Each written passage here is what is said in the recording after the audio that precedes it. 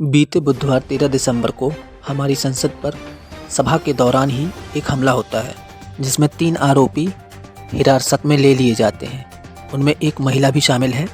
बीते कल यानी 15 दिसंबर को इस हमले का मास्टरमाइंड कहा जाने वाला ललित झा खुद को सरेंडर करता है, क्योंकि हमले के दिन वो वहाँ से भाग गया था और सभी आरोपियों के मोबाइल लेकर भागा था। परंतु जैसे ही उसे अगले दिन एहसास हुआ कि वो तो पकड़ा ही जाएगा, इसलिए उसने कल ही खुद आकर सरेंडर कर दिया। उससे पूछताछ के दौरान कई सारे खुलासे सामने आए हैं।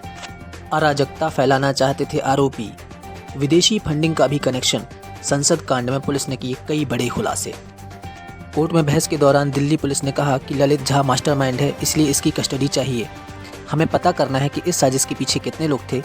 दिल्ली पुलिस ने यह भी कहा कि सबूतों को इकट्ठा करने के लिए उन्हें कई राज्यों में जाना पड़ेगा। साजिश में इस्तेमाल हुए मोबाइल भी रिकवर करने हैं और कई सारे सबूत जुटाने हैं। संसद की सुरक्षा में बड़ी चूक के मामले में अब तक 6 आरोपी अरेस्ट हो चुके हैं। इस घटना के मास्टरमाइंड ललित झा को दिल्ली पुलिस ने शुक्रवार को पटियाला हाउस कोर्ट में पेश किया। कोर्ट ने उसे 7 दिन की पुलिस हिरासत में भेजा है।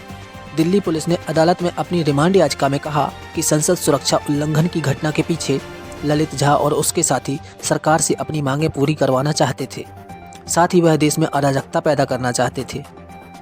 इसके साथ ही अदालत को बताया कि पुलिस इस घटना के पीछे आरोपियों के वास्तविक मकसद और इसमें कई अन्य दुश्मन देश के साथ आतंकवादी संगठनों के साथ वाले संबंध के एंगल की जांच भी कर रही है।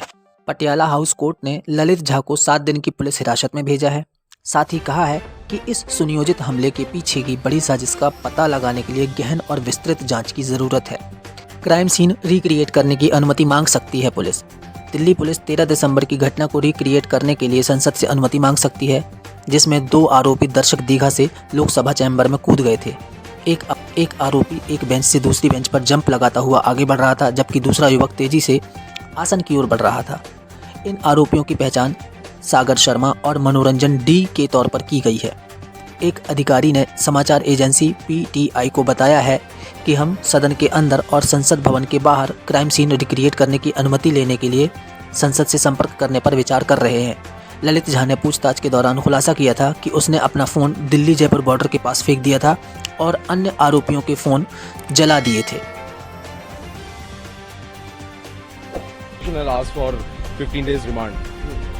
Like after argument, the court has given 7 days remand. जहाँ पर इसने अपना मोबाइल ड्रॉप किया है या फिर उसको डिस्ट्रॉय किया है या कहीं छुपाया है। विदेशी फंडिंग के कनेक्शन की भी जांच होगी। घटना को अंजाम देने से पहले आरोपी कई बार दिल्ली आए थे। उन्होंने यहां आकर रेकी की थी। इसे देखते हुए पुलिस को संदेह है कि इस घटना में विदेशी फंडिंग भी हो सकती है, लिहाजा पुलिस इस एंगल से भी जाँच कर रही है।